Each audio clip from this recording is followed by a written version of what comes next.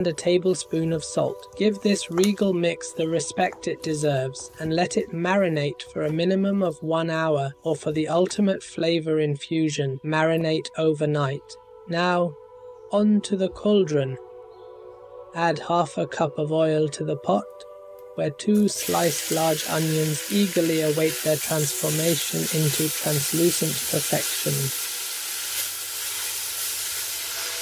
To elevate the flavor profile, introduce a tablespoon of ghee, adding an enchanting aroma to the mix. As the onions approach translucence, it's time for the grand entrance of dry aromatics for that authentic biryani essence. A tablespoon of green cardamom, 2 star anise, 3 black cardamom, peppercorns, cloves, a small cinnamon stick, and coriander seeds shall dance in unison. Now add 6 green chilies to the spectacle, providing a delightful heat. Fry these aromatic wonders until your entire kitchen succumbs to the enchanting embrace of these spice symphonies. Then introduce the marinated meat and witness the mesmerizing transformation as the Kashmiri red chili imparts its radiant hue to the meat. Braise the meat for 5 minutes until it attains a captivating color.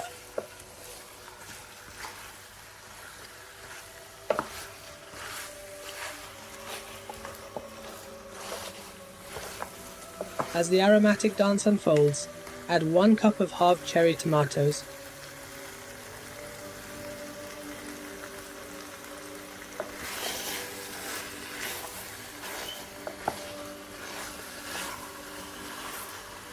followed by 1 cup of full-fat yogurt.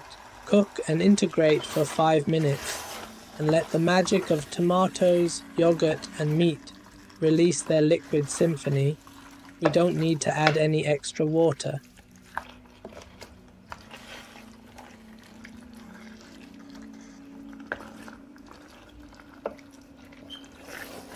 Once everything has melded harmoniously, cover with a lid and let it slow cook for 90 minutes. While the meat performs its culinary ballet, let's craft the perfect accompaniment, the raita. Blend 1 tablespoon of yogurt,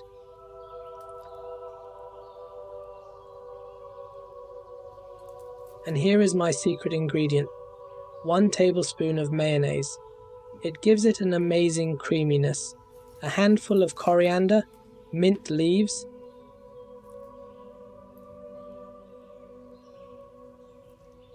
six cherry tomatoes, salt, pepper, and 2 green chilies.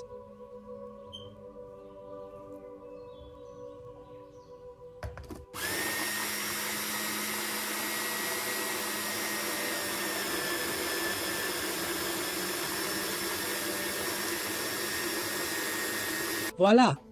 Your exquisite raita is ready.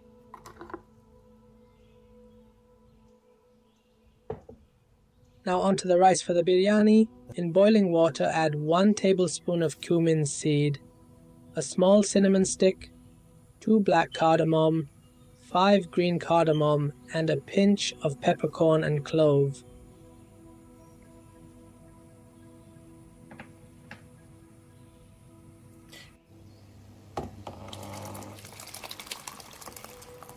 Introduce 4 cups of rice, cooking the first part for about 6 minutes until 60% done.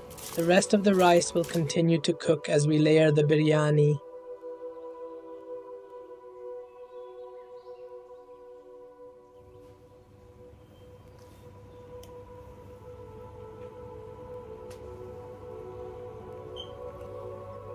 Back to our majestic meat, which has cooked splendidly.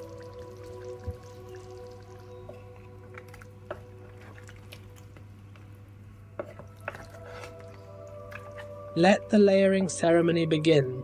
Add 2 cups of rice, ensuring it blankets the entire meat. Sprinkle a palm of fried onions, a bouquet of fresh coriander, a generous pinch of mint leaves, 3 green chilies, 2 teaspoons of melted ghee, and saffron-infused milk.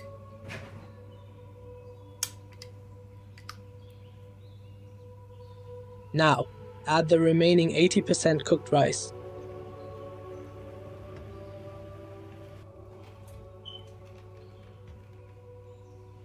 Bringing vibrancy with yellow and orange food coloring.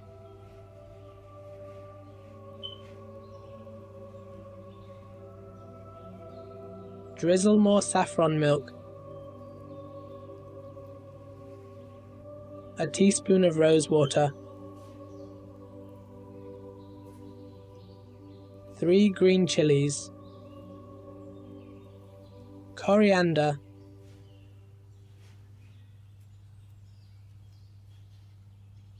mint,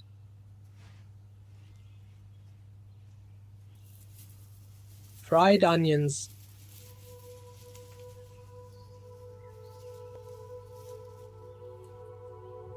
and a final touch of ghee. Seal this regal creation tightly with foil and let it slow cook for 30 minutes.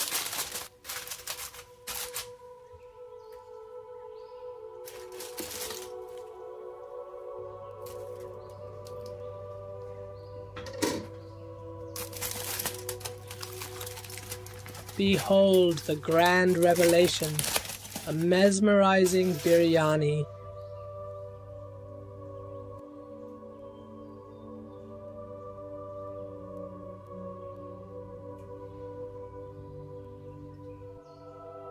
Perfectly cooked with fluffy individual rice grains.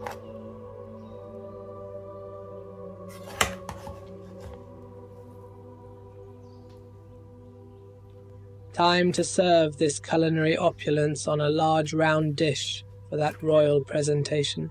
The biryani has emerged as a true spectacle. The kitchen fragrant, the meat tender.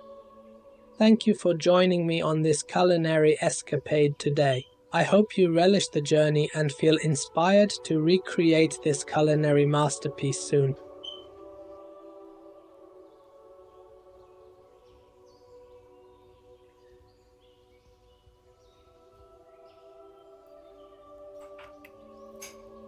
Not a single rice grain burnt at the bottom of the pan. Happy cooking.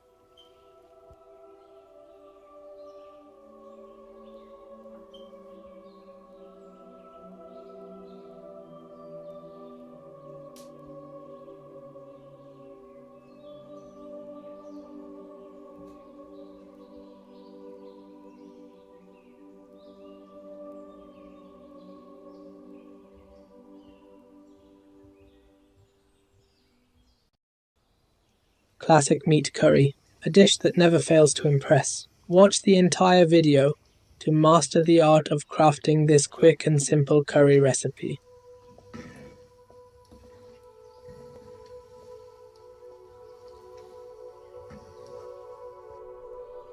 Welcome to Burmawala Kitchen. Let's embark on this flavorful journey by marinating 1 kilo of boned mutton. In the marinade, add a tablespoon of salt, a tablespoon of Kashmiri red chili powder, a teaspoon of turmeric, 3 tablespoons of dhania jeera, a tablespoon each of garlic and ginger paste, and a heaped teaspoon of garam masala. Give this a thorough mix. There's no need for a lengthy marination as it can wait while we prepare our onions.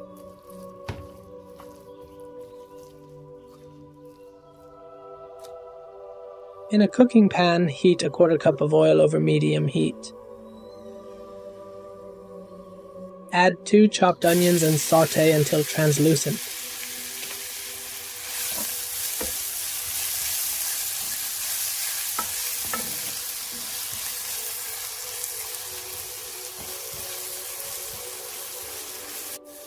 Halfway through, introduce the dry aromatics. A teaspoon each of coriander and cumin seeds, a teaspoon each of peppercorns and cloves, 2 black cardamoms, a small cinnamon stick, and 4 green cardamoms. Fry these until your entire kitchen is filled with a tantalizing aroma. Don't forget to add a teaspoon of ghee. It always elevates the taste of the dish. Add in 5 fresh chilies and fry for an additional minute. Now let's add our marinated meat and braise for 5 minutes until it develops a beautiful golden color and the spices meld together.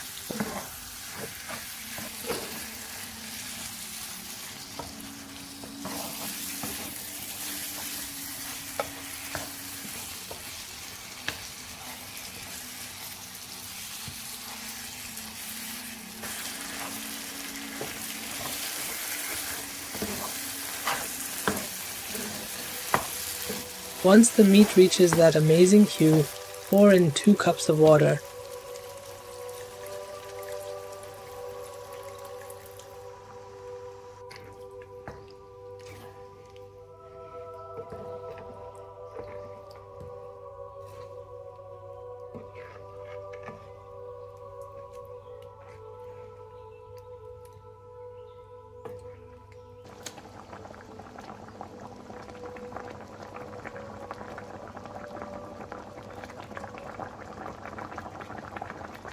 Bring it to a boil and let it simmer on low for 90 minutes.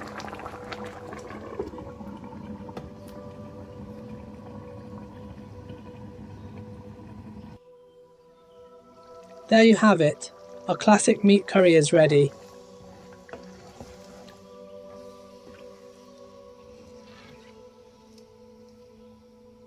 Garnish it with a generous sprinkle of fresh green coriander. This is a simple dish to cook, but the taste is anything but simple or boring. It's absolutely delicious.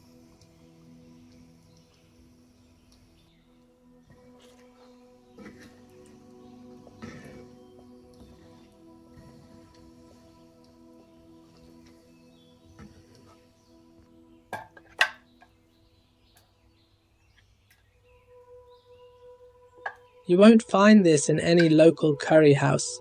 It's a classic home dish. Enjoy it with rice or roti, or why not both sometimes.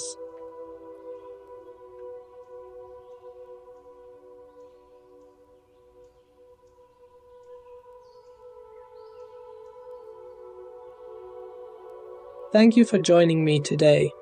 I hope you'll be making it soon, and it becomes a cherished addition to your curry toolbox. Consider subscribing for more culinary adventures. Happy cooking!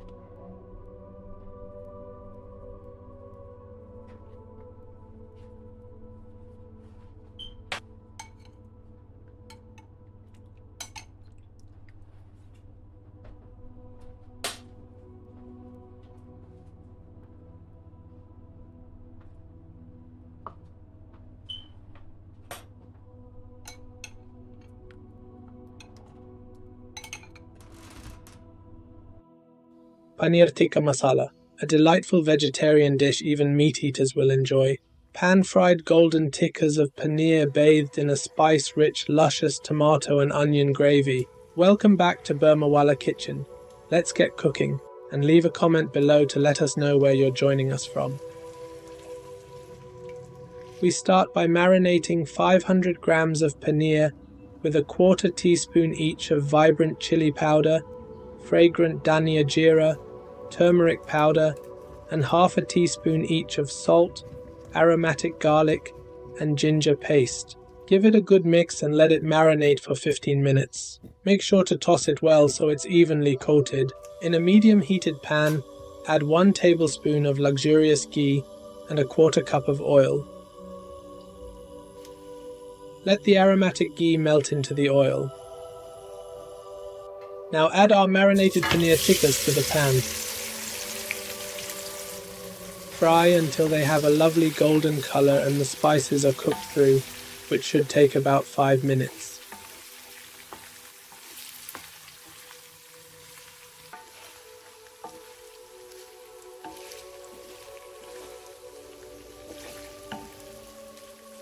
Once they reach the desired color, remove the paneer from the pan and drain any excess oil.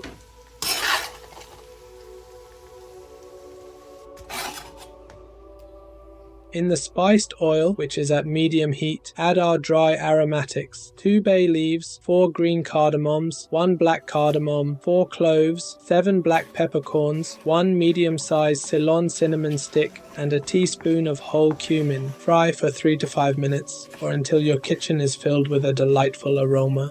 Then, add 2 finely chopped onions and sauté until they are beautifully browned, which should take about 10 minutes.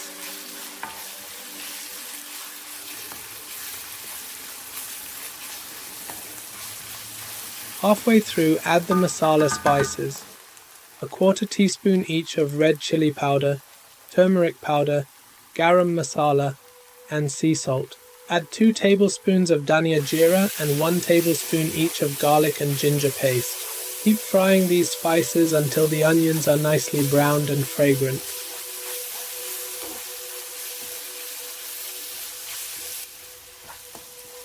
Once the onions and spices are well melded, add 2 finely chopped tomatoes. Cook the tomatoes until they are completely softened, which will take about 10 minutes. During this time, the onions will soften more, and all the spices, tomatoes, and onions will come together beautifully.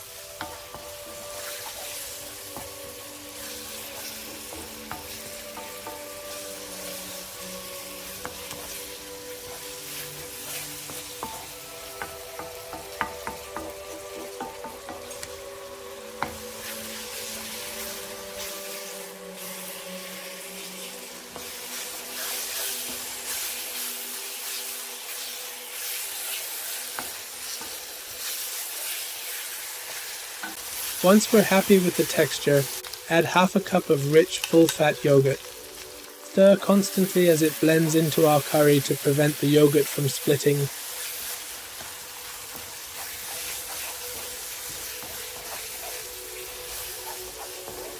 Keep stirring until we have a great consistency, which should take about 3 minutes. Once the oil has separated, add half a cup of water to thin the curry, giving it a quick mix.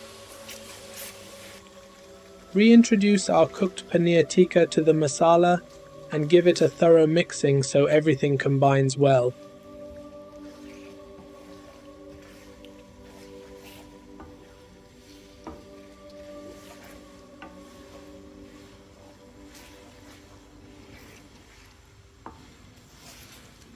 Bring it to a medium boil, then add 2 whole green chilies for a lovely aroma.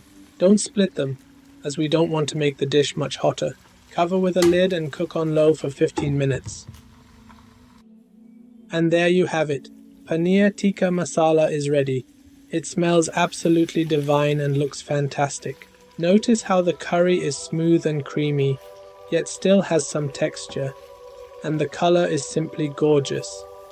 Let's finish it off by garnishing with fragrant methi leaves and a generous amount of fresh coriander.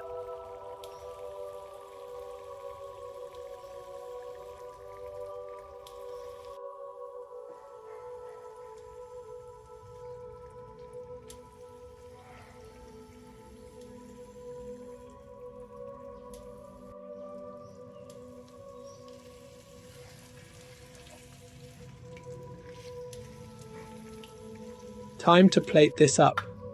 This is a splendid meal to add to your recipe repertoire and a fantastic alternative to meat. Your vegetarian friends will absolutely appreciate it too. Serve this with fresh naan or even parathas. Thanks for joining me once more. Happy cooking!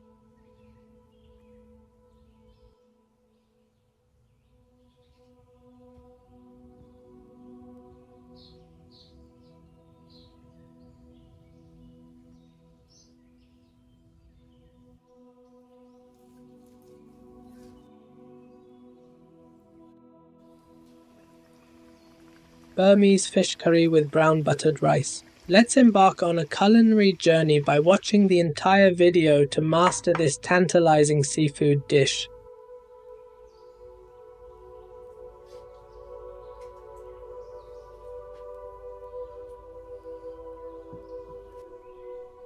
Welcome to Burmawala Kitchen.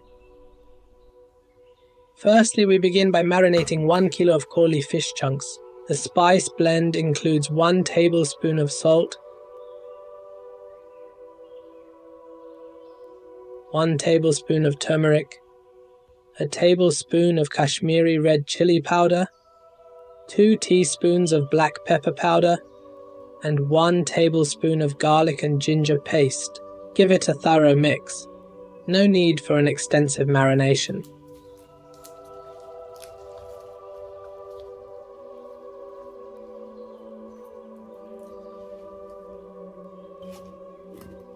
Now let's create a quick onion paste. In a food processor, add 2 onions and a splash of water, blitzing to make a paste.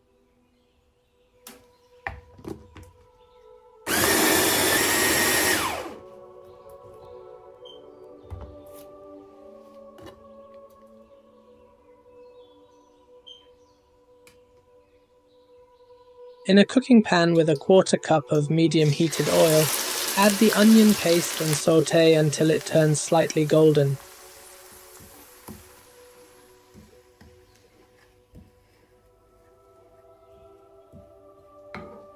Use a lid to speed up the process and prevent splatters.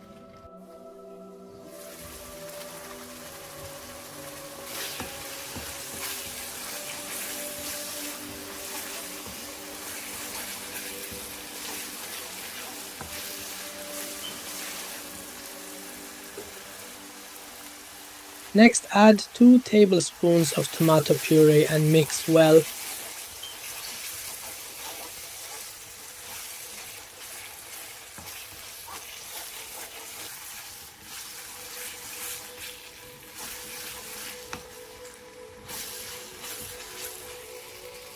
Gently introduce the fish pieces one by one to avoid breakage.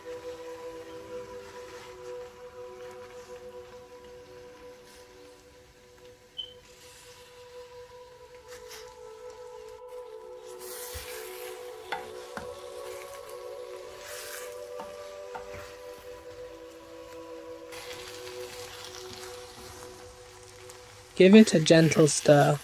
Pour in 2 cups of water.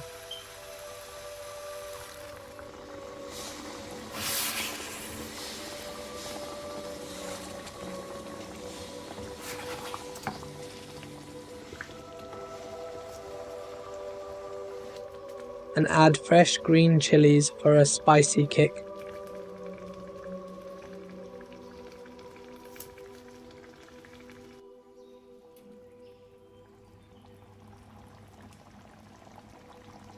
Bring it to a boil, cover with a lid, and let it cook on low for 25 minutes. Now let's prepare the delicious brown buttered rice. In a pot, melt 1 tablespoon of butter until it turns slightly brown.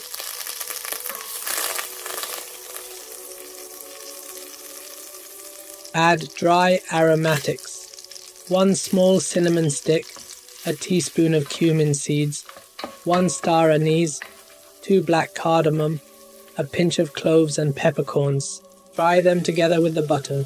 Add 1 sliced onion and fry for another minute.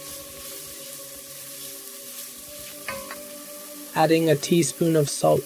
Now mix in 2 cups of washed and soaked rice.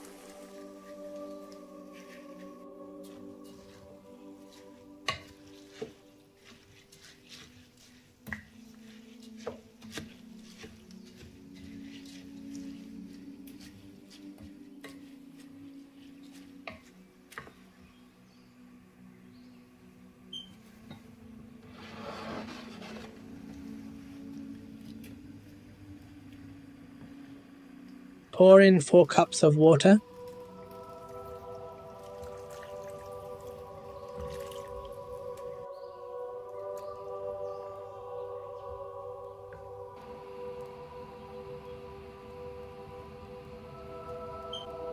Bring it to a boil, cover with a lid, and let it cook on low for 20 minutes. The result? Look at that amazing loose and fluffy rice.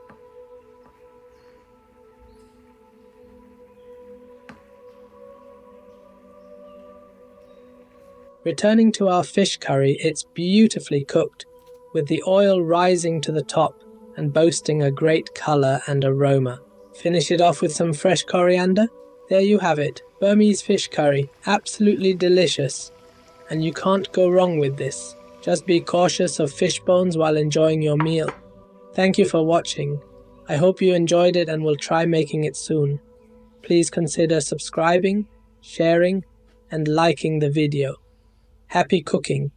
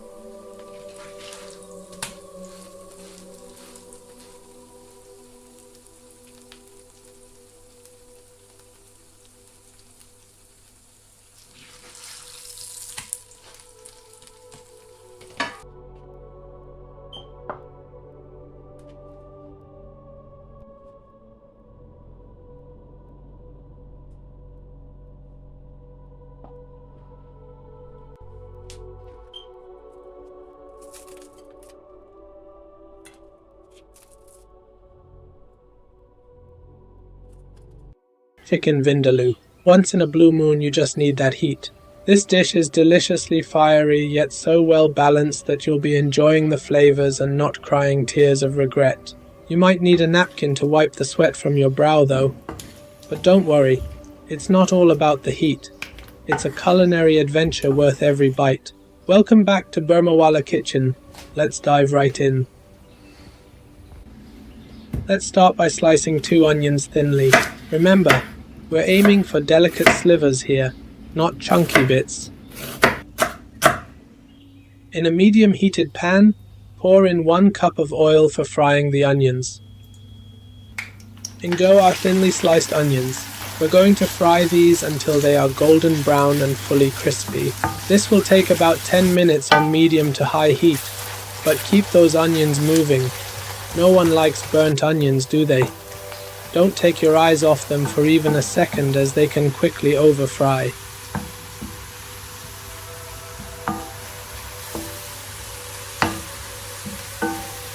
Once they are 95% done, take the onions out, as they will continue to cook from the residual heat.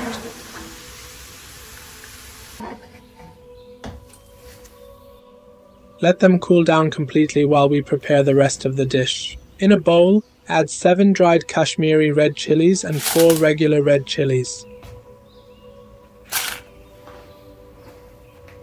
Pour in half a cup of malt vinegar and let them soak for 15 minutes. This will soften the chilies and start imparting their vibrant color.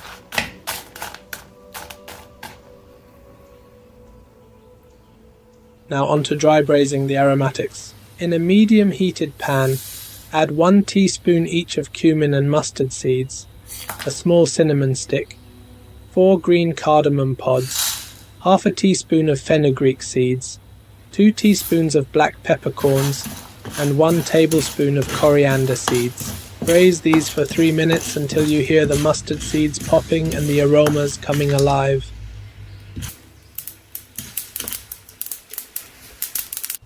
Once ready, transfer to a bowl and let them cool down completely.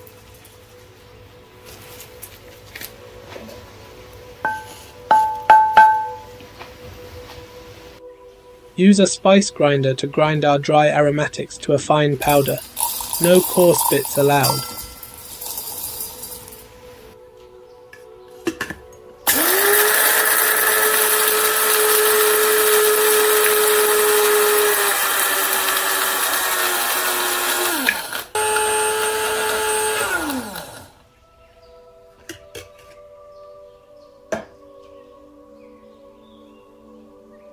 Now it's time to make the vindaloo paste. In a small food processor, add the soaked chilies and vinegar, 11 garlic cloves, 1 medium-sized chopped ginger,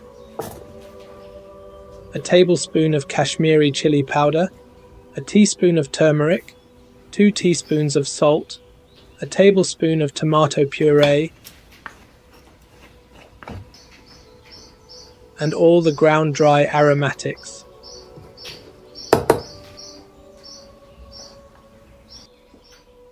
Give this a good blend.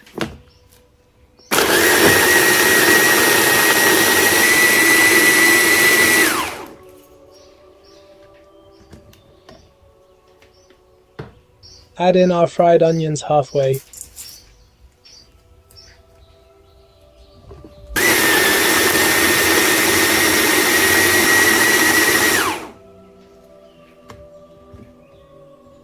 Look at that amazing color. And the smell is simply divine. Marinate 1 kilogram of skinless chicken with all our marinade. Give it a thorough mixing. No need to let it sit and marinate. We're ready to cook right away. Back to the pan with our onions. We've removed most of the oil, keeping only a 1/4 cup. In goes our marinated chicken.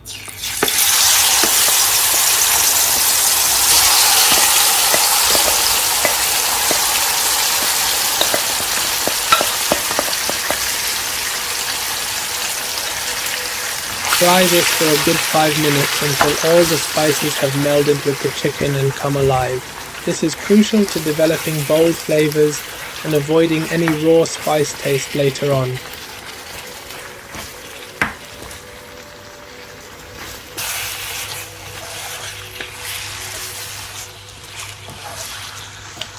See how the color comes alive and the gravy starts to develop? It's like magic.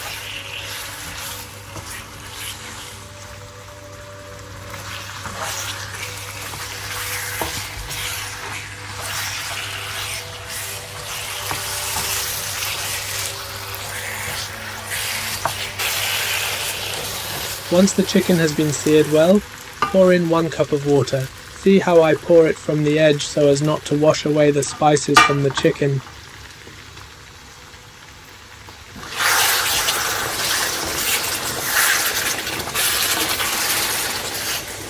Bring it to a gentle boil, add the lid, lower the heat, and let it cook for 20 minutes, or until your chicken is fully cooked. Don't forget to add 2 teaspoons of jaggery or any brown sugar for some balance. There you have it. Our chicken vindaloo is ready. The oil has risen, the color is smashing, and the smells are out of this world. I can feel the heat without even having a mouthful yet. Let's finish it with a generous garnish of coriander. Time to clean the pan and get those close-ups. I didn't make such a beautiful dish only for one angle. Let's get creative. If the heat gets too much, just think of it as nature's way of giving you a free sauna.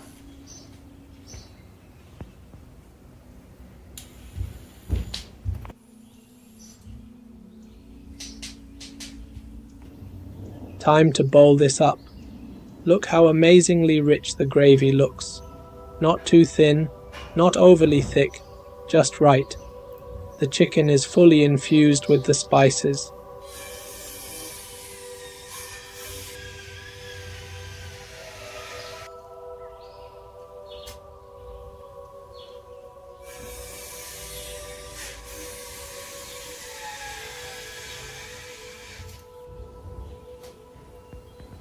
Some more close-ups for good measure.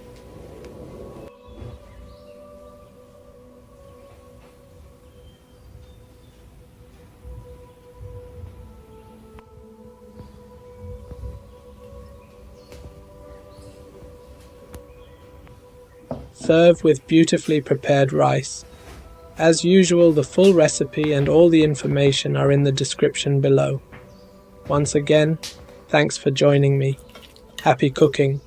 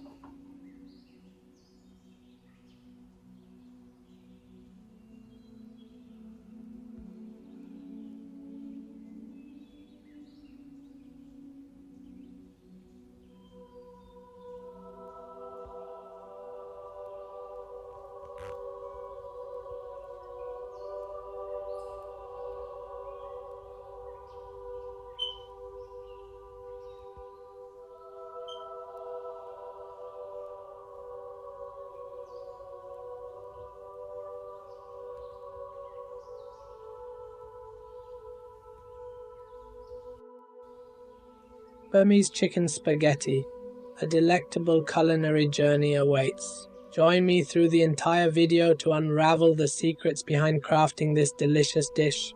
Welcome to Burmawala Kitchen. I've chosen a large chicken, expertly cut into 16 delectable pieces. Time to infuse some magic with a symphony of spices. 1 tablespoon of salt, 2 teaspoons of black pepper powder, 2 teaspoons of turmeric powder, 1 tablespoon of Kashmir chili powder, 2 tablespoons of dhania jeera, 2 tablespoons of vinegar, and a generous addition of garlic and ginger paste. A thorough mixing is imperative, allowing the marination to weave its flavors for a minimum of 15 minutes. Now onto the cooking adventure. In a pan, introduce half a cup of oil and elevate the heat. Add the marinated chicken, letting it sizzle for 5 minutes until it dons a delightful color.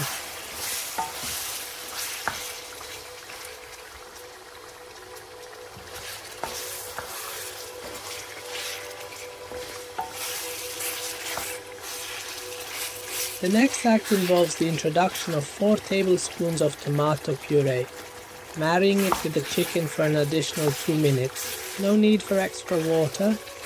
Let the chicken and tomato puree weave their culinary magic.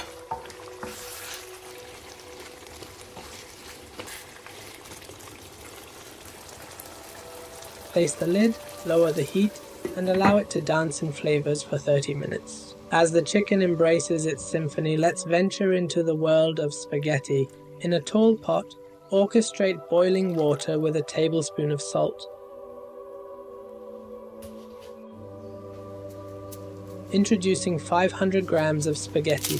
While it might be sacrilegious to the Italians to break spaghetti in half, our Burmese rendition embraces this unique twist. Let the pasta waltz in boiling water until perfection is achieved.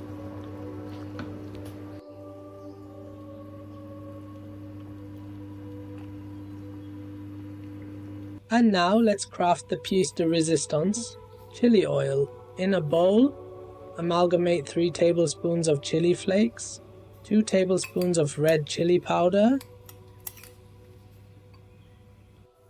Pour in a cup of boiling oil with caution, as it exudes a delightful burst of heat.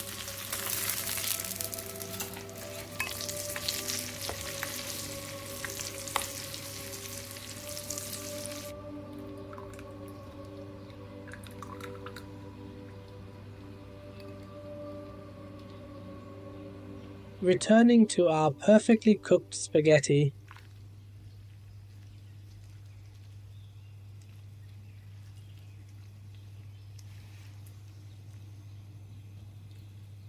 drain it in a colander, refraining from washing it. Infuse the noodles with 1 tablespoon each of light soy sauce and dark soy sauce, fostering a flavourful blend.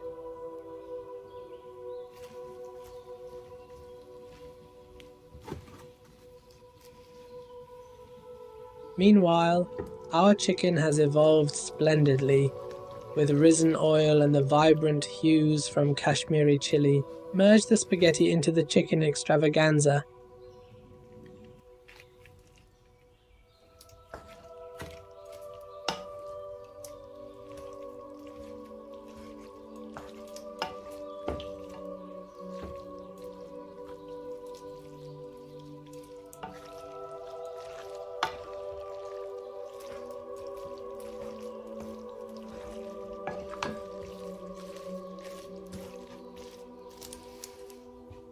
Adding another tablespoon of dark soy sauce for depth.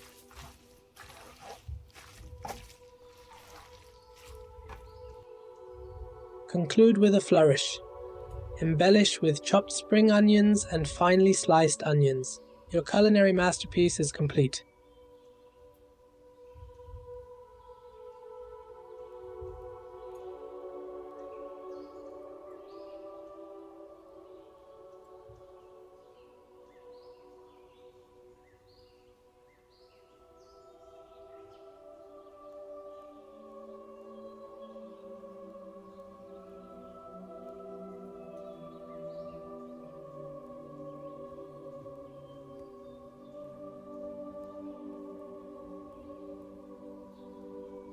Serve this tantalizing Burmese chicken dish in a charming round bamboo dish, garnished with fresh coriander and a generous squeeze of lemon. For a perfect pairing, indulge in my Burmese soup recipe, featured on my channel.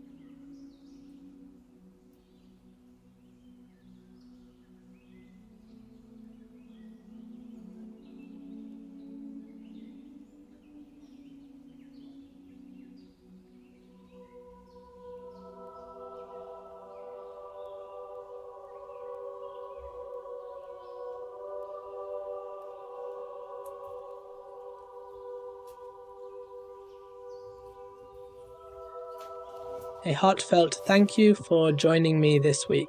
If you haven't subscribed yet, consider joining our culinary community. Share your location with us, and last week's greetings came all the way from Ontario, Canada. Happy cooking!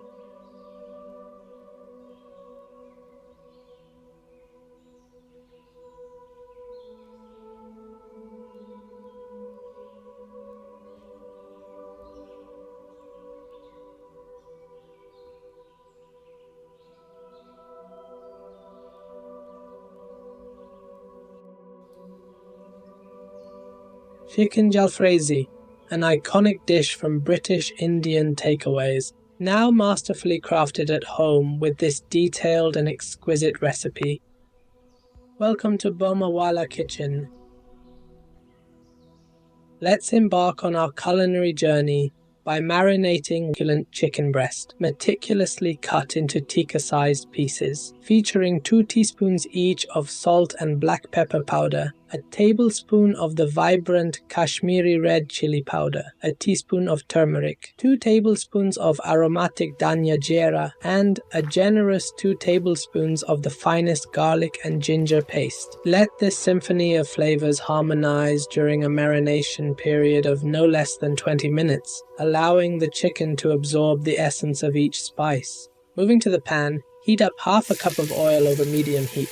Introduce 1 large chopped onion and saute until it achieves a delightful translucence. Midway through, let's infuse some ghee for that captivating aroma and rich taste. With the onions now translucent, add our marinated chicken. Begin the process of braising until it attains a gorgeous color, approximately 5 minutes, filling your kitchen with the enticing aromas of spices.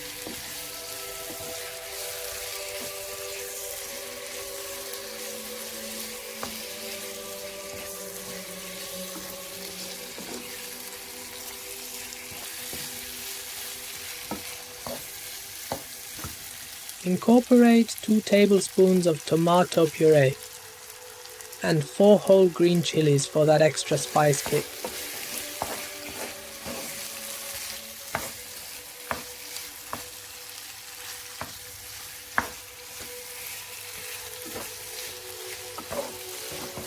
Bring it all together and pour in half a cup of water.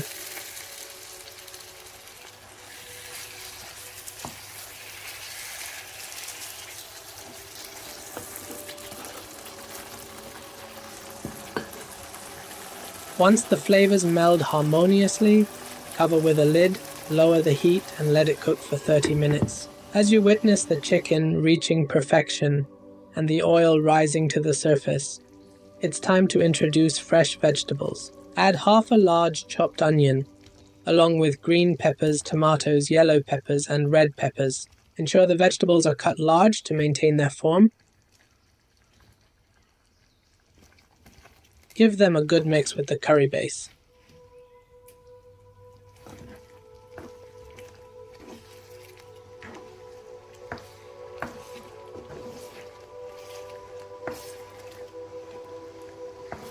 Cover with the lid for a final 5 minutes, allowing the vegetables to soften without losing their integrity. Behold, our chicken jalfrezi stands as a visual and olfactory masterpiece.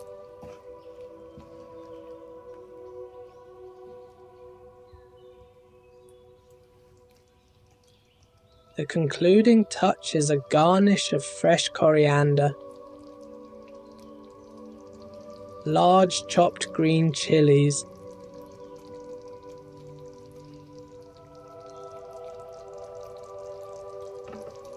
and slivers of ginger, a visual crescendo that elevates the dish.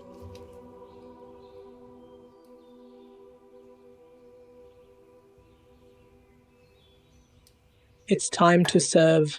Jalfrezi takes center stage, complemented by the perfect partner. Freshly baked tandoori naan, in this case, the aromatic garlic naans. Stay tuned for the upcoming recipe video on these naans, ensuring you're subscribed to catch it. Thank you for joining me in this gastronomic adventure. I trust you relished the detailed recipe and will soon embark on your own culinary rendition. Share your culinary tales, and until next time, happy cooking!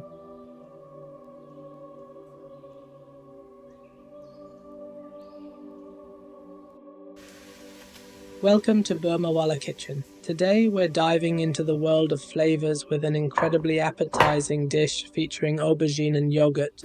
This side dish is an absolute must-try, and the best part? It's not only simple but bursting with deliciousness. Let's start by prepping our aubergine. I've got this whopper of an aubergine here, but you can use a couple of smaller ones if that's what you've got in your kitchen. Cut it into small uniform cubes to ensure even cooking and flavor distribution. Grab a sturdy pan. We're going to infuse it with a 1/4 cup of oil over medium heat. Once it's heated up, let those diced aubergines have a good fry for about 5 minutes.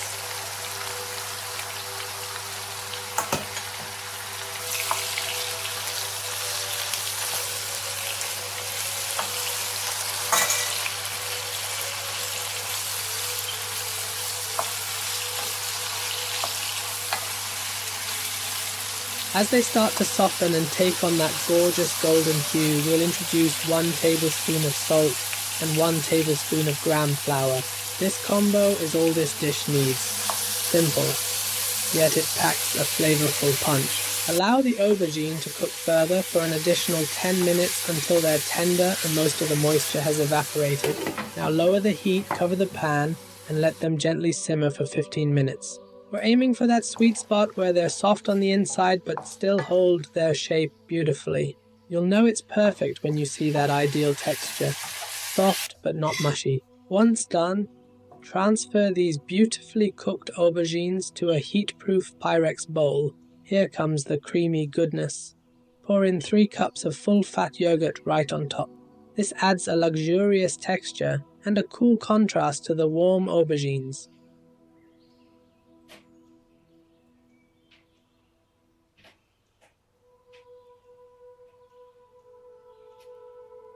Now let's get that tadka going.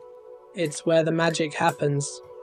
In another pan, let's be generous with 2 tablespoons of ghee. Every drop counts. Ghee is liquid gold in the culinary world. Toss in thinly sliced onions and let them sizzle away until they turn that delightful translucent gold.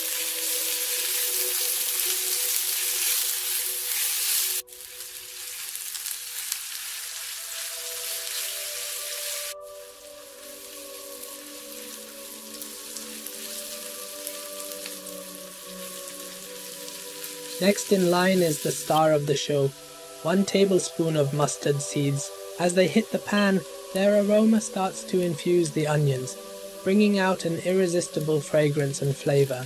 Keep a watchful eye. We're aiming for that perfect balance between golden and not overly browned onions. Once the tadka is just right,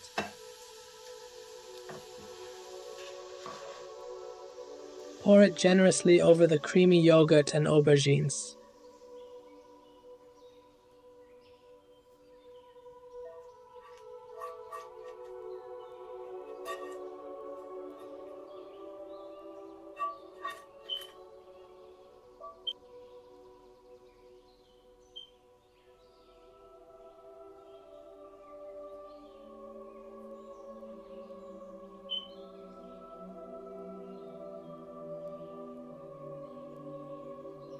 The result? A marriage of flavors that's nothing short of amazing. This dish is not just a sidekick. It's the hero of your meal. You can savor it just as it is, or pair it with some lightly toasted bread to mop up those delicious flavors. Thank you for joining me in this culinary adventure. I hope you found this walkthrough helpful and inspiring. If you enjoyed this video, consider sharing it with your friends, leaving a thumbs up, dropping a comment, and subscribing for more exciting recipes on my channel. Happy cooking, everyone!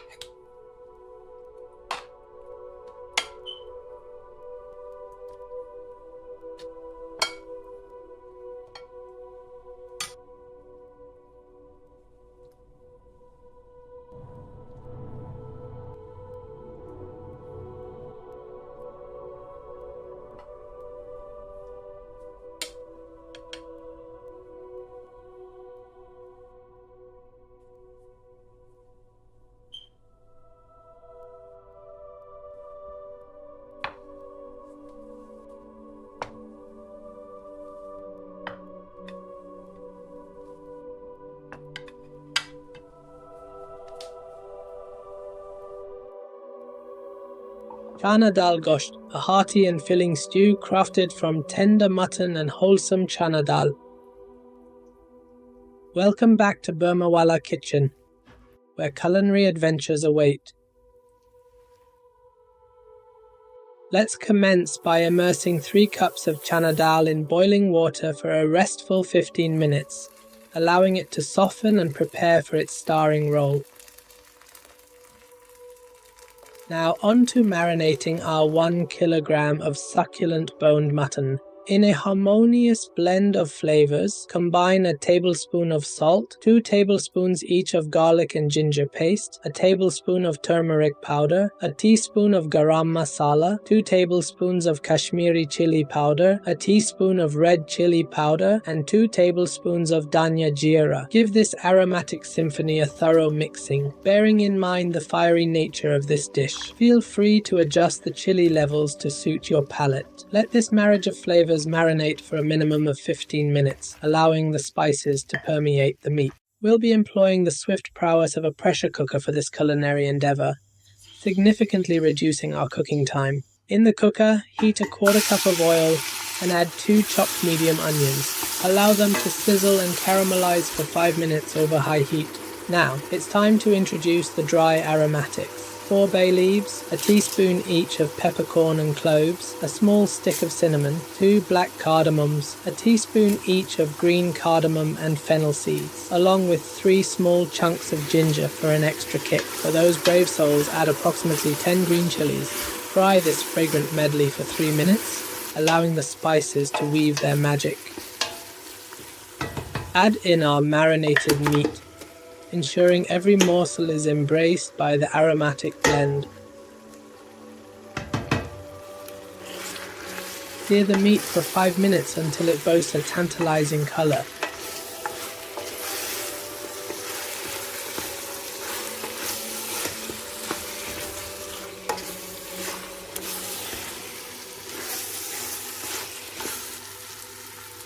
For an added touch of richness, incorporate a tablespoon of ghee into the mix. Once the meat and spices have harmonized, introduce 250 grams of chopped tomatoes, whether fresh or from the tin, and give it a gentle stir.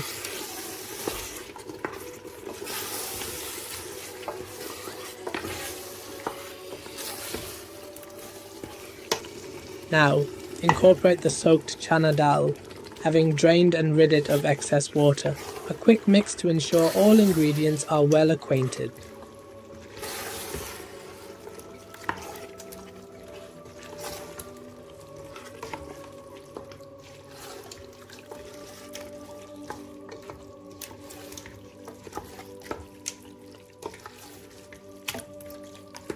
A final flourish with a teaspoon of black pepper powder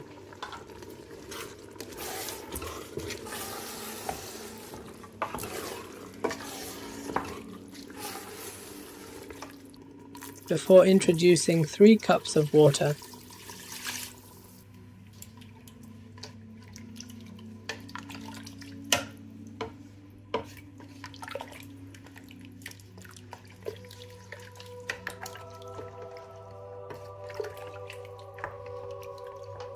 Bring it to a boil, seal the pressure cooker, and increase the heat until it reaches its pressure.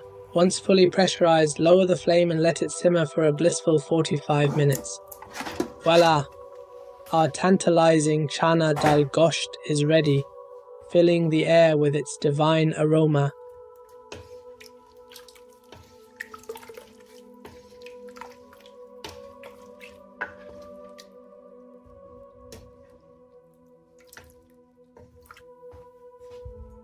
Garnish with a generous sprinkle of fresh coriander.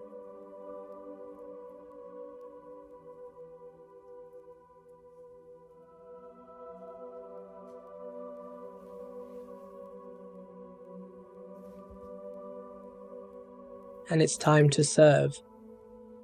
This culinary masterpiece pairs exquisitely with naan, tandoori roti, or for an indulgent treat, opt for paratha.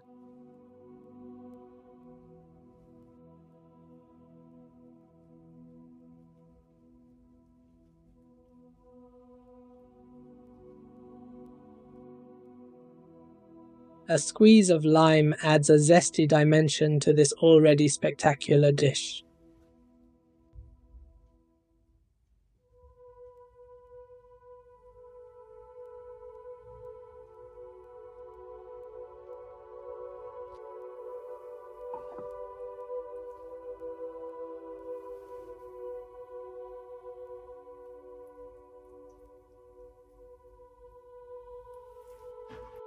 I extend my heartfelt gratitude for joining me on this flavorful journey. I trust you've enjoyed it as much as I have, and I eagerly anticipate your culinary adventures in recreating this dish. Happy cooking!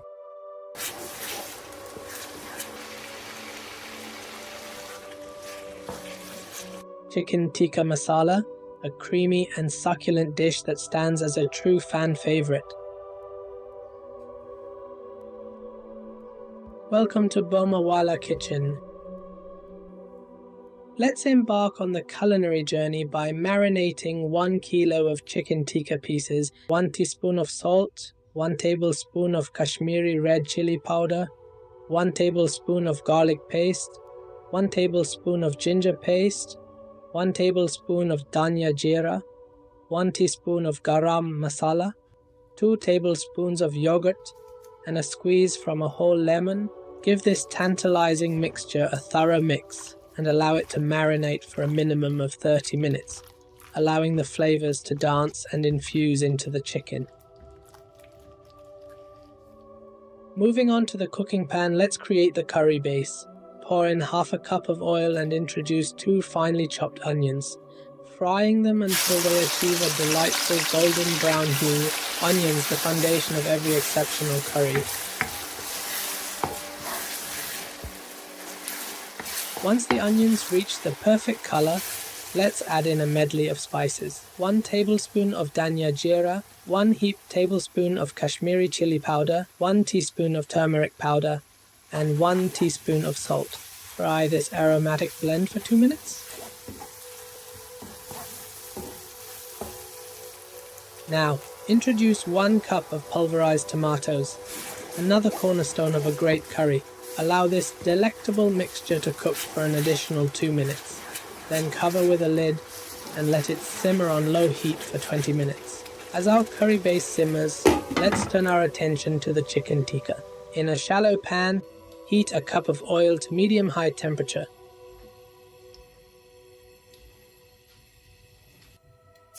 Add the marinated chicken pieces slowly, not fully cooking them, but sealing in the flavors and achieving a delightful color and texture.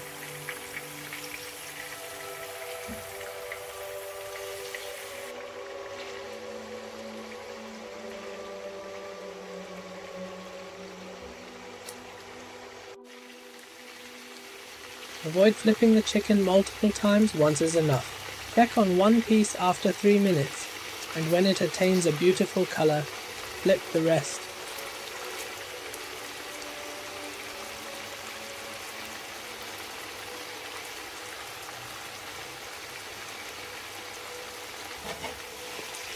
Ensure to drain any excess oil when removing the chicken.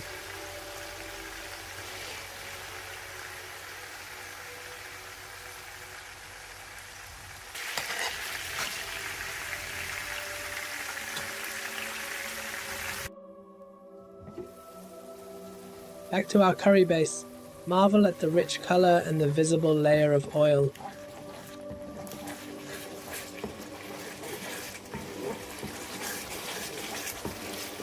Give it a quick mix, then add in the seared chicken, ensuring a thorough integration.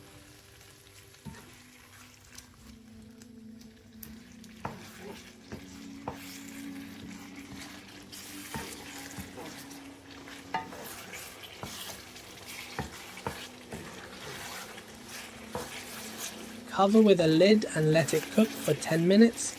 Chicken breast cooks swiftly. Once the chicken is cooked, infuse a teaspoon of garam masala for that extra kick.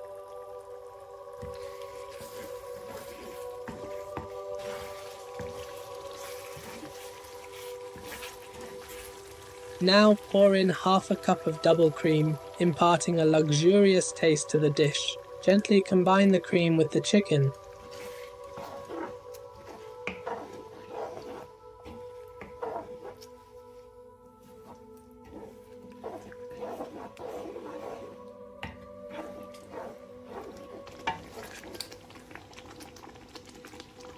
And once mixed, add in a tablespoon of finely dried fenugreek leaves.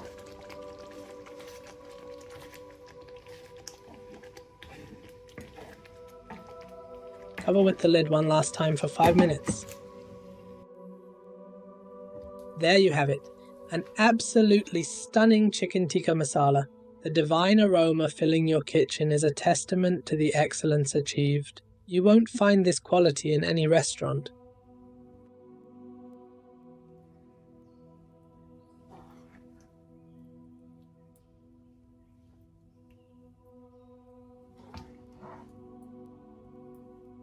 Serve it with tandoori roti, paratha, or even with rice. Thank you for joining me in this culinary adventure. Let me know where you're watching from. Last week we had someone from the great city of Hyderabad.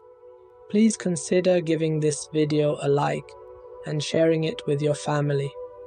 Until next time, happy cooking.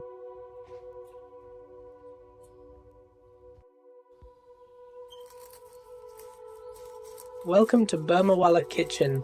Today's culinary adventure takes us into the realm of mini keema paratha, a beloved street snack that's an absolute delight. Let's dive in and start with the dough making process. Grab yourself 4 cups of plain flour. Now, toss in 2 teaspoons of salt, 2 teaspoons of sugar, and 2 teaspoons of baking powder. Give that a quick mix up. Then pour in a tablespoon of oil. Now here's the fun part. Add iced water gradually until the dough starts coming together. Knead it like you mean it for a good 10 minutes until you've got yourself a nice round dough bowl. Add water as you go if needed.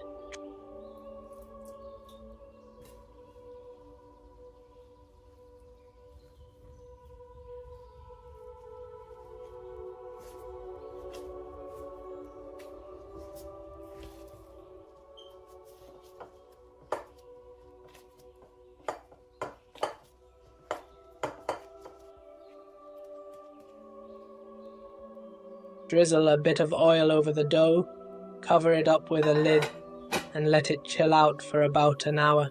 Alright, while that dough's resting, let's fire up the meaty filling. Get a pan going with 2 tablespoons of oil and a tablespoon of ghee.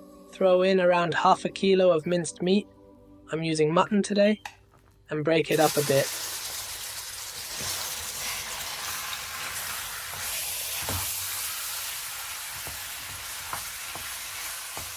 Now for the flavour bomb.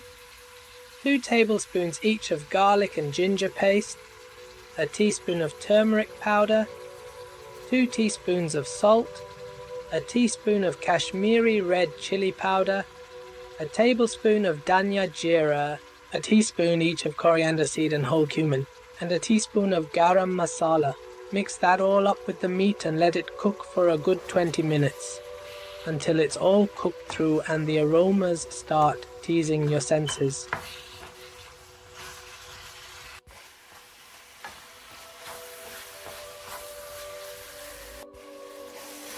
Now cool your jets.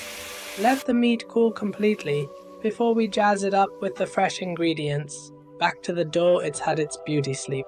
Let's divide it into 9 bowls for those mini parathas or 5 for the larger ones. Give them another 15 minutes to relax. Once the meat's cooled down, toss in 2 finely chopped onions and a large cup of chopped coriander.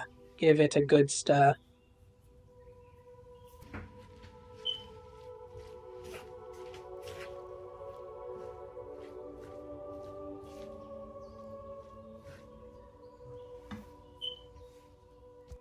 Now shaping time.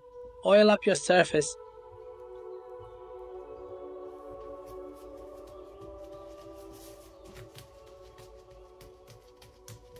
And and roll out the dough into squares. No need for perfection here, just go with the flow.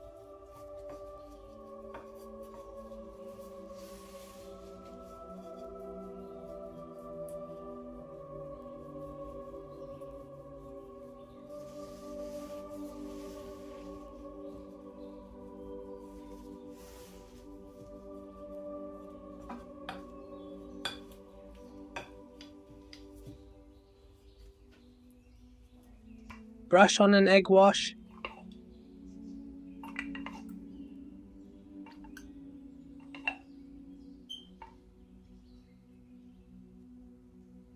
Spoon on 3 generous tablespoons of the meat mix, a sprinkle of freshly chopped chilies, then fold that dough into a square parcel.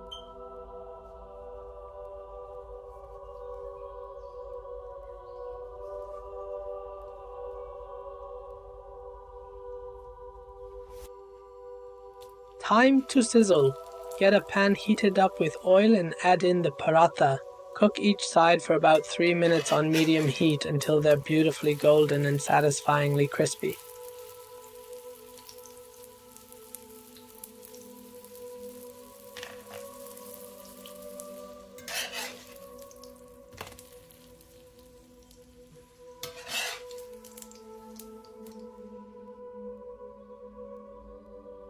Plate them up and serve them with your favorite sauce. It's a flavor explosion waiting to happen. Thanks a bunch for tuning in. I hope you enjoyed this recipe and definitely give it a whirl. If you liked what you saw, hit the like button, share it around, drop a comment, and hey, don't forget to subscribe for more tasty adventures.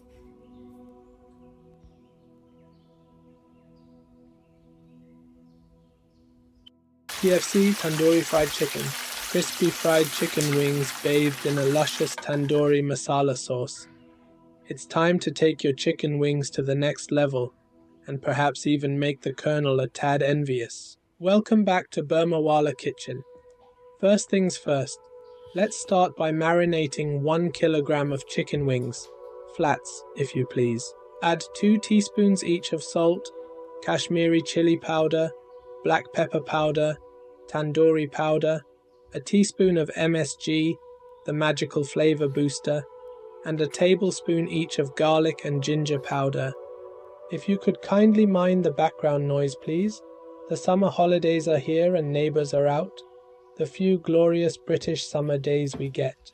Give it a good mix. Really let those spices get to know the chicken. Now add in half a cup of yogurt, another quick mix, and let it marinate for 3 hours, or even better, overnight. Patience, good things come to those who wait. Now, in a container with a lid, add 1 cup of plain flour and 1 cup of corn flour.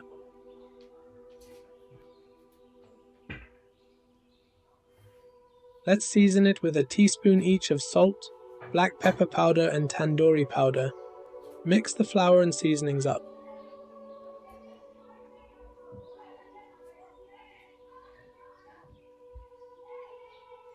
Time to add our wings. A little aggressive there. Extra cleanup for me. A bit of flour chaos adds to the fun. Gentler this time. Pop all the wings into the container, add the lid, and give it a good old shake. This is hands down the best way to get an even coating. I want a very thin layer of batter for the wings in this recipe, so I won't be double dipping them. If you prefer a thicker layer, give the wings a quick dip in cold water and then back into our flour mixture. Look how beautifully coated they are.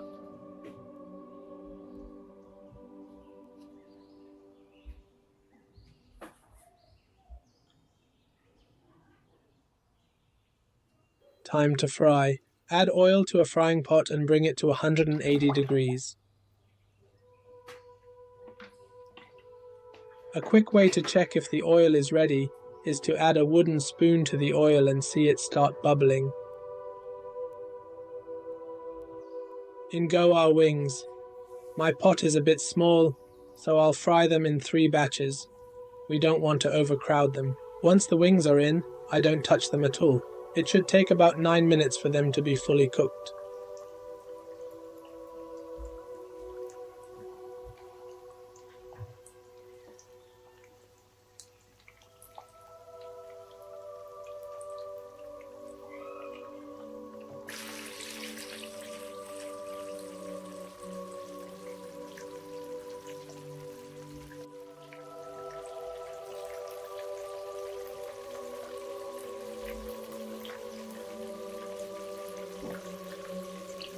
Time to take them out. Look how golden and crunchy they look. Positively scrumptious.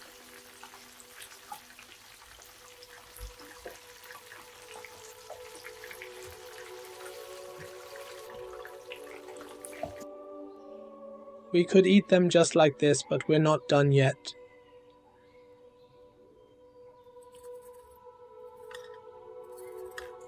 Now it's time for the tandoori sauce. In a pan, melt 125 grams of butter. Quite a rich dish, isn't it?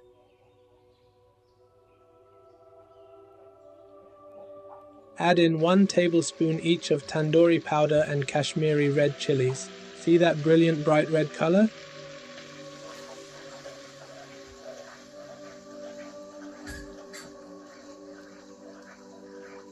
Add in 1 cup of tomato ketchup and give it a good mix.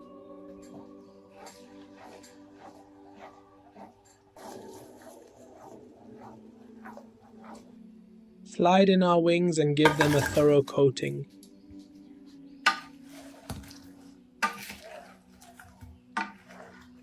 There you have it. Our tandoori fried chicken wings are ready, and they're absolutely wonderful.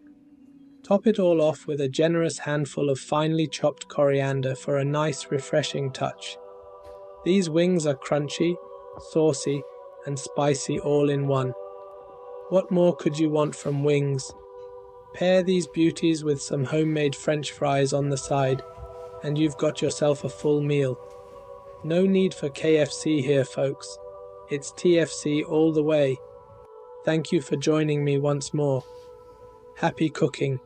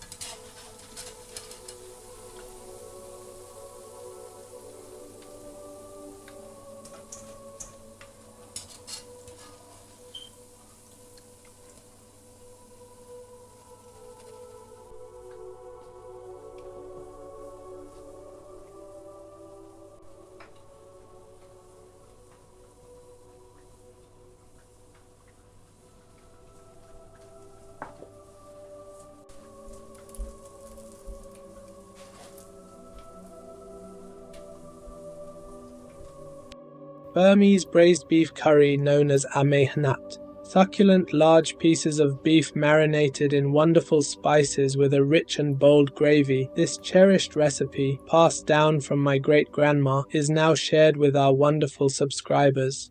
Welcome back to Burmawala Kitchen. We have a new subscriber from Colompton, Exeter. Let me know where you are also joining in from, perhaps the exotic locale of your living room. We'll need 2 juicy tomatoes, 3 large onions, 2 spring onions, 3 vibrant green chilies, 1 cup of fresh coriander, 10 fragrant curry leaves, and a thumb-sized piece of ginger. No need to peel the skin. Who has time for that? All of this goes into a food processor for a good pulverizing. In a bowl with 1 kilogram of good quality beef, cut into medium-sized chunks, let's add 1 tablespoon of salt, 2 teaspoons of chili powder, 2 tablespoons of paprika powder, a teaspoon of turmeric, 2 tablespoons of coriander powder, and lastly, 1 tablespoon each of garlic and ginger paste. Give it a thorough mixing.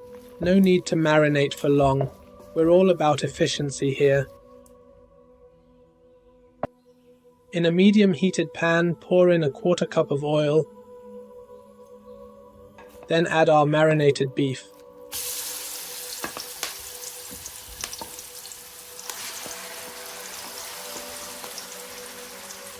We're going to give this a good fry for about 5 minutes until all our spices come alive and the meat gets a glorious color. Keep it constantly mixing so the bottom doesn't burn and bitter your food. Searing the meat well truly enhances the deliciousness of the meal.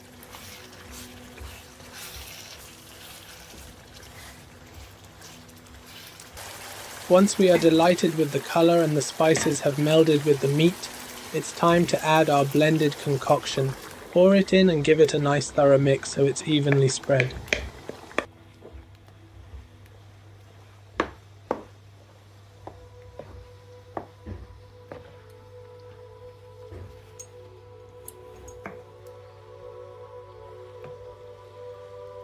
Bring it to a gentle boil, add the lid, and cook on low for 2 hours until the meat is fork tender.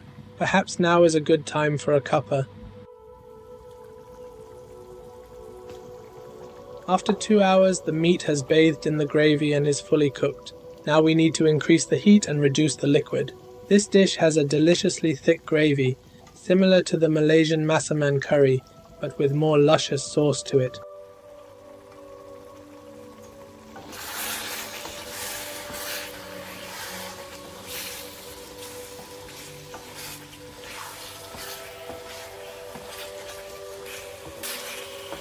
And there you have it. Our Burmese braised beef curry is ready. Let's garnish it with a generous handful of fresh coriander. It truly elevates the dish to the next level. The dish smells divine, and don't be deceived by its looks. Its absolutely stunning flavors will knock your socks off. This dish was cooked by my great-grandma in Yangon, and we continued the tradition for family events when she came over to the UK. Now you can also have a taste of Burma in your home. We really need to get more Burmese recipes out there to the public as they are truly delicious.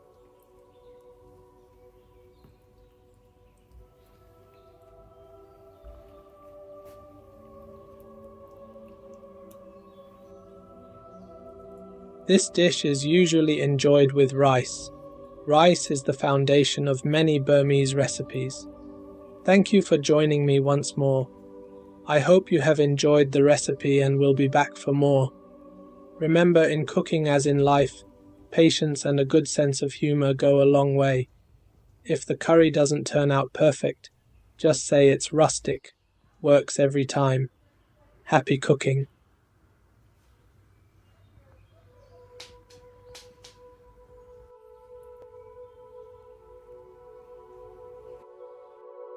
Welcome to Burmawala Kitchen.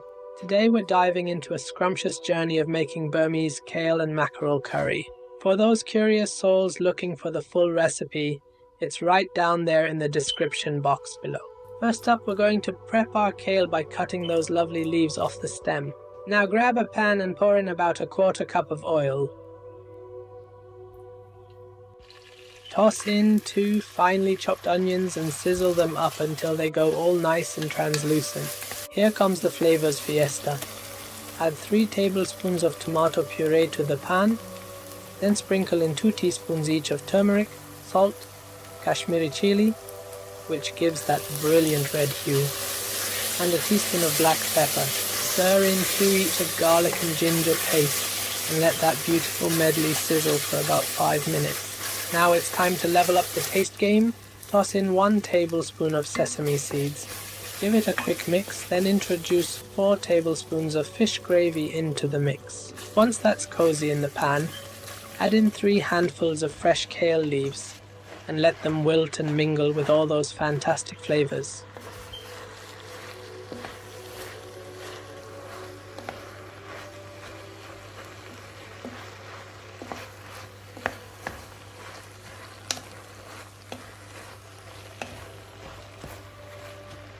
Next on the list, it's mackerel time.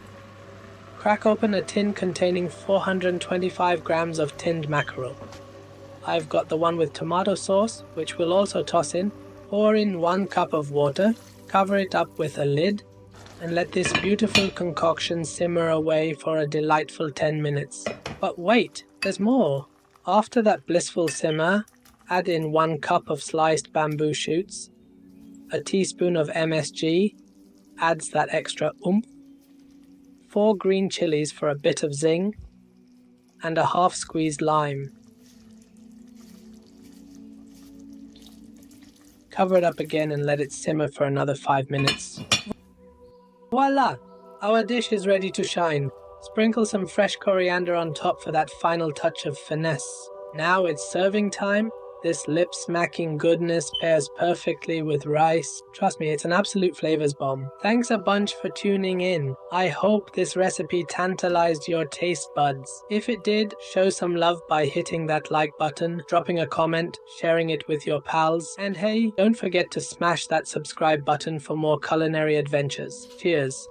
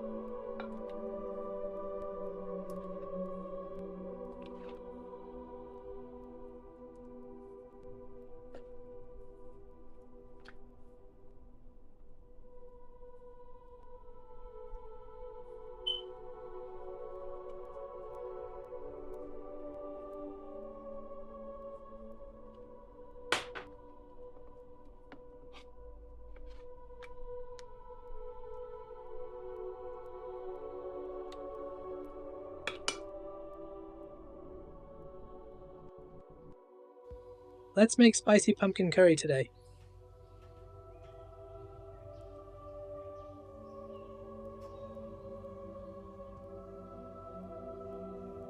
We start off with half a pumpkin. Remove all of the seeds and peel the skin and chop into small cubes. Let's add 1 tablespoon red Kashmir chilies, 1 teaspoon turmeric, 2 tablespoon dhania jeera, 1 teaspoon garam masala, 2 teaspoons salt, and 1 tablespoon garlic, 1 tablespoon ginger. I like to mix all my spice and before I put into the pan so it cooks it evenly.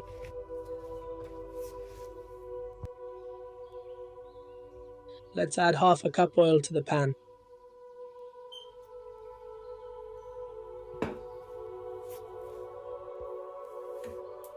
Add in 2 cup chopped onions.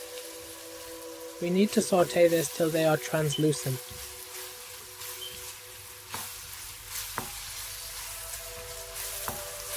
Should take about 5 to 6 minutes. So let's add 3 green chilies and also fry them over 1 minute.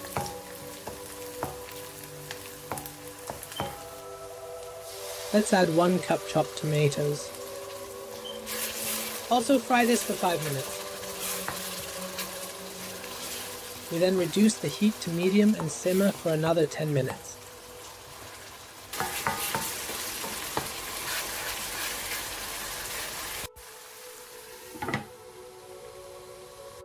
Once the oil has blended together,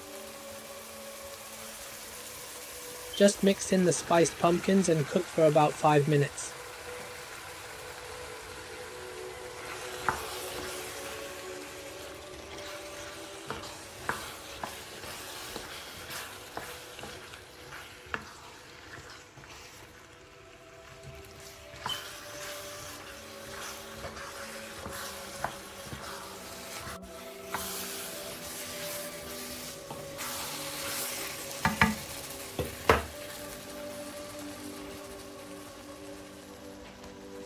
I'm adding 4 tablespoons jaggery. To add some sweetness to it, this is a sweet and spicy dish. Mix well, the jaggery will slowly melt.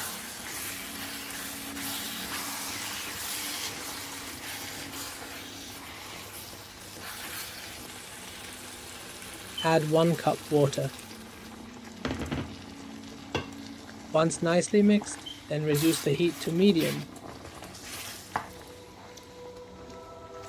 Add the lid and cook for 45 minutes.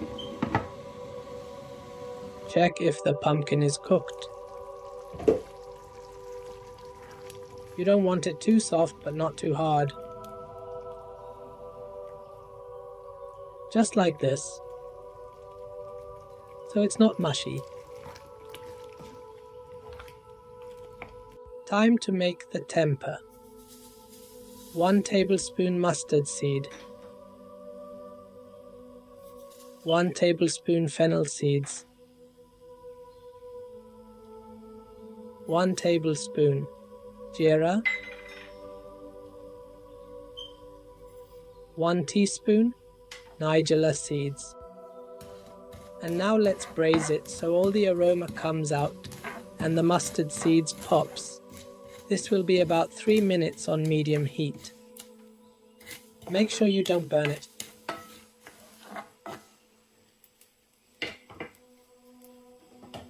Now let's add half a cup oil and 1 tablespoon ghee.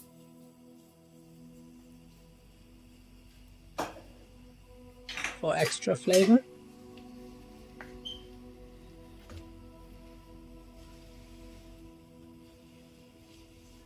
Add 1 sliced onion. Fry till golden brown.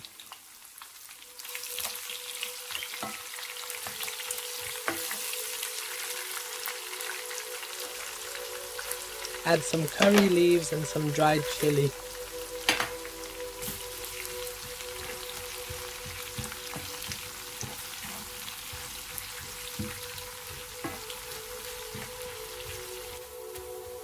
It's ready.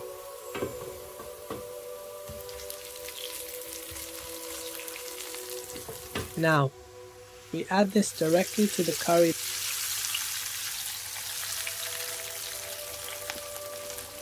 The dish is ready.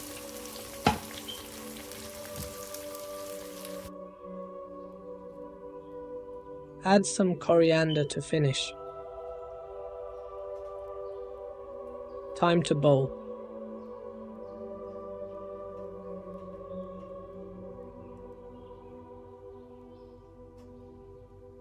Serve with rice.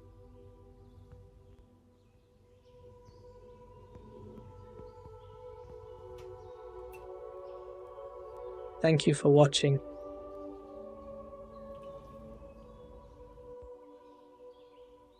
Hope you try this sweet, spicy and delicious dish.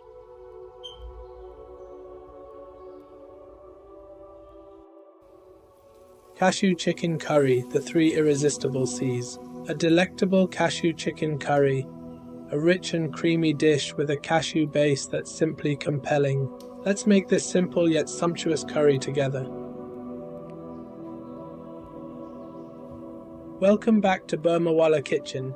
Start by melting 3 tablespoons of ghee in a medium heated pan.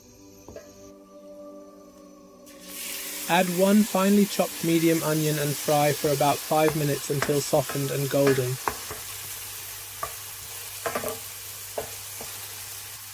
Add 1 cup of cashews, no need to be whole, and continue frying for another 5 minutes until they take on a golden hue.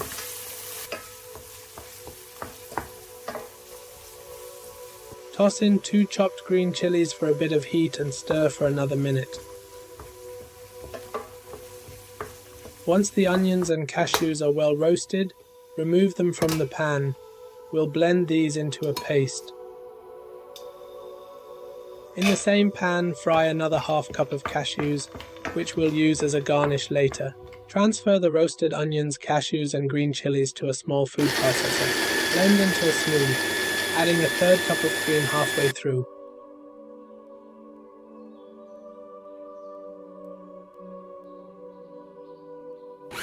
To make the mixture smoother, add half a cup of water and blend again.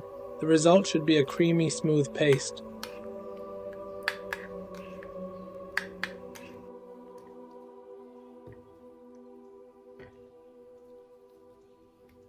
In a quick step, pulverize 2 tomatoes in the food processor.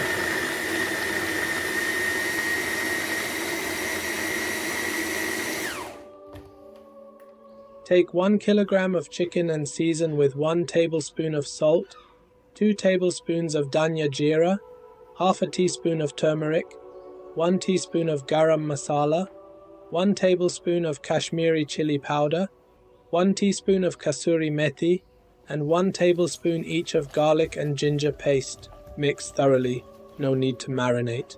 Back to our pan, which still has the ghee, add 3 tablespoons of oil and heat to medium. Add 1 teaspoon of cumin seeds, a small cinnamon stick, 5 green cardamom pods, and 5 small bay leaves. Fry for just a minute until they release their aromas. Add 2 chopped onions and fry until translucent, about 5 minutes. Onions take time but are crucial for a rich curry base. Now add the pulverized tomatoes and mix well. Fry until the tomatoes meld with the onions and the oil rises to the top.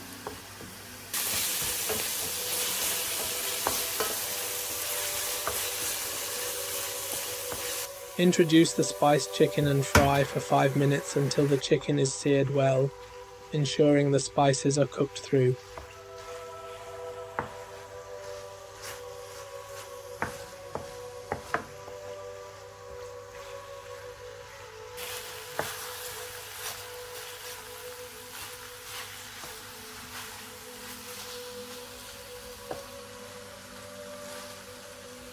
Once seared, pour in 1 cup of water, give a gentle stir, cover and cook on medium heat for 30 minutes. With the chicken nearly cooked, add the creamy cashew mixture. stirring gently to avoid breaking the chicken pieces.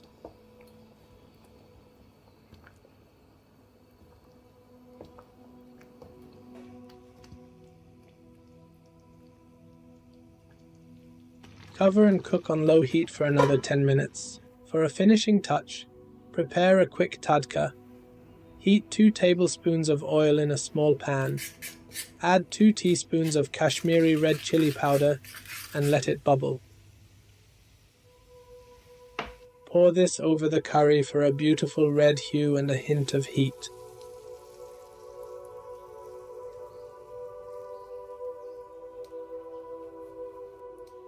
Our cashew chicken curry is ready, looking absolutely gorgeous with vibrant colors and a delightful texture. Garnish with roasted cashews and fresh green coriander.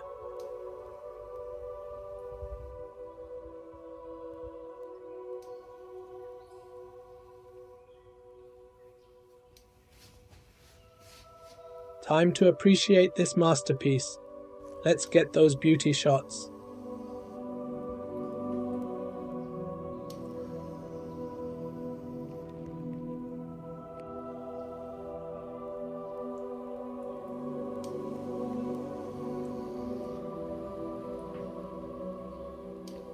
This curry tastes fantastic, creamy yet not overly sweet, with a well-balanced spice level. It's perfect for the whole family, even for those who typically avoid spicy foods. A great addition to your recipe book.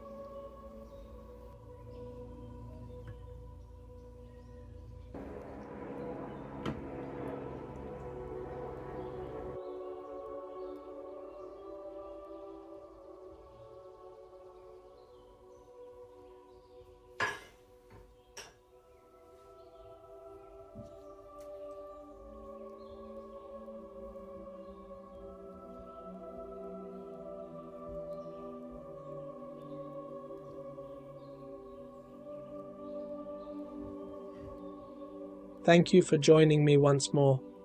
Let me know where you're watching from. Happy cooking!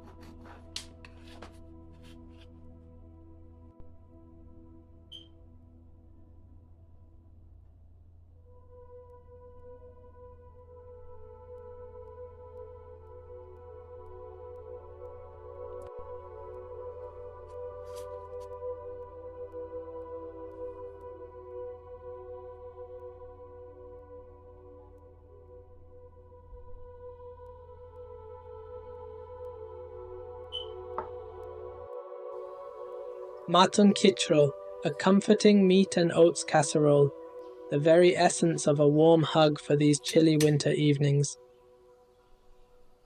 Welcome to Burmawala Kitchen. For this splendid dish, I've got 1.5 kilos of boned mutton ready to go.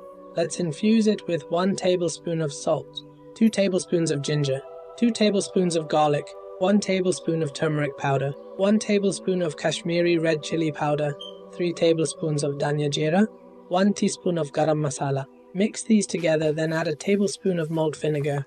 This little trick works wonders, tenderizing the meat. Let this marinate for a good hour. Let the flavors dance. Now onto the pan. Heat up 1/2 cup of oil. Add in 2 chopped onions and fry them till they turn translucent. Halfway through, let's introduce a heaped tablespoon of ghee. Trust me, this makes all the difference. Brings that luxurious richness to the dish. Once those onions have softened, it's time to add the dry aromatics. 1 teaspoon of coriander seeds, 1 teaspoon of cloves, 1 small cinnamon stick, 2 black cardamoms, 1 teaspoon of peppercorns, 1 teaspoon of green cardamoms, 1 teaspoon of fennel seeds, 3 bay leaves, and 5 green chilies for that extra kick. Let these spices braise with the onions until your whole kitchen is enveloped in that divine aroma, about 3 minutes. Now, add in the marinated meat and fry it for a good 5 minutes until it takes on a delightful color.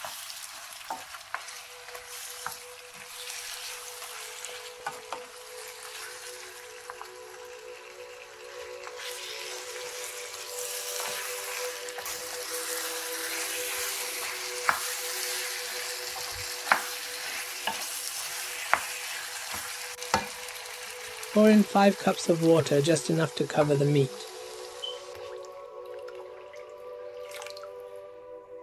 Bring it to a boil, cover it up, lower the heat, and let it simmer for 2 hours. It's mutton, you know. If you're using lamb, an hour should suffice. Now let's whip up those crispy fried onions for garnishing. In a small pan, mix 1 tablespoon of ghee with 3 tablespoons of oil. Fry those sliced onions until they're a gorgeous golden hue.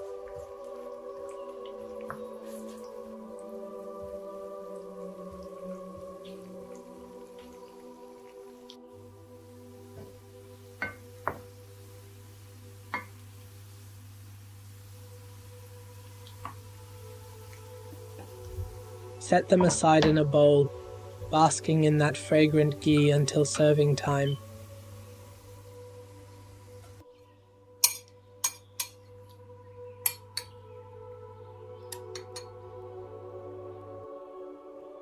Back to the kitchro. The meat's cooked and the oil has risen. Keep the heat low.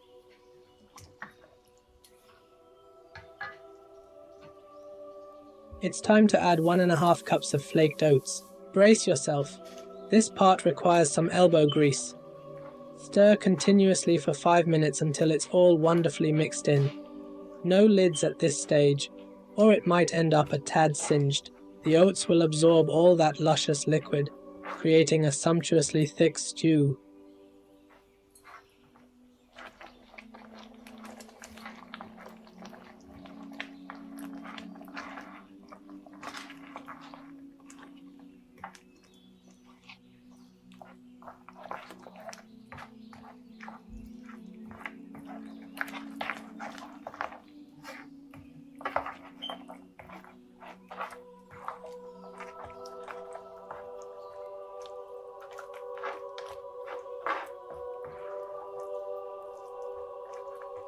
Now here's where you adjust the consistency to your liking.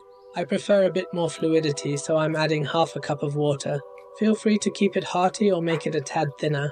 And there you have it, ready to rock and roll.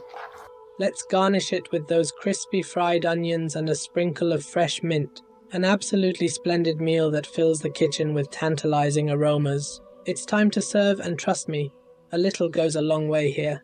The meat is incredibly tender, simply falling off the bone.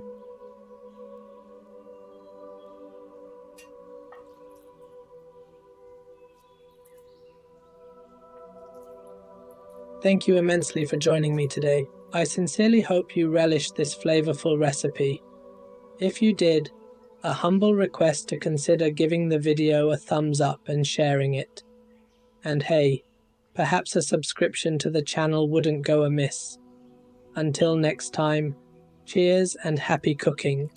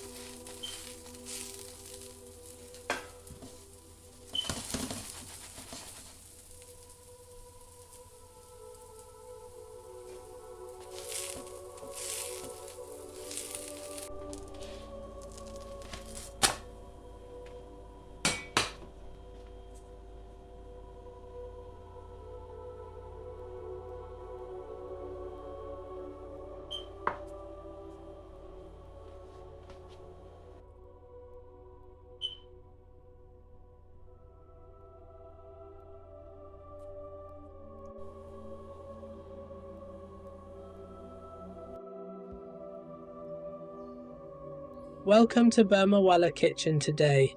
We're cooking a fantastic recipe that's both simple and incredibly delicious. Chicken potato curry, an ideal dish for those cozy family evenings.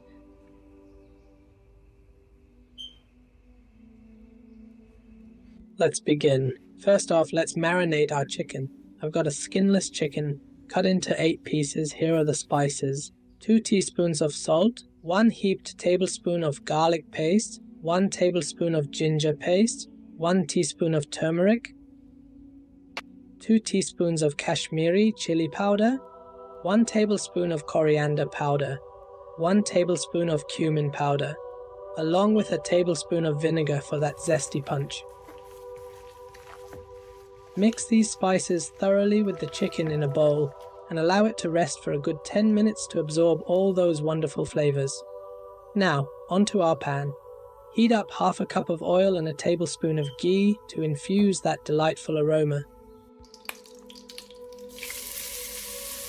Add in 2 chopped onions and cook them until they turn translucent.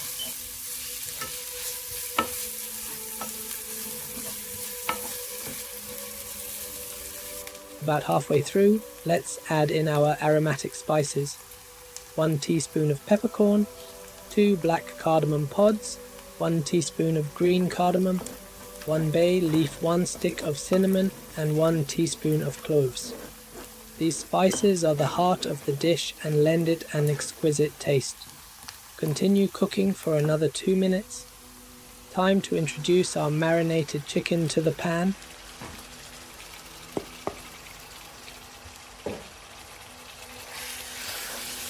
Let it fry for an additional 5 minutes on medium heat until it's coated in those delicious spices.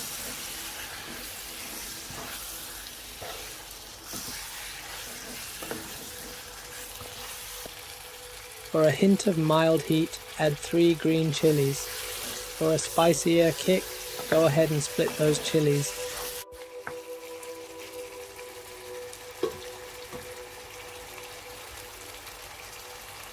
Next,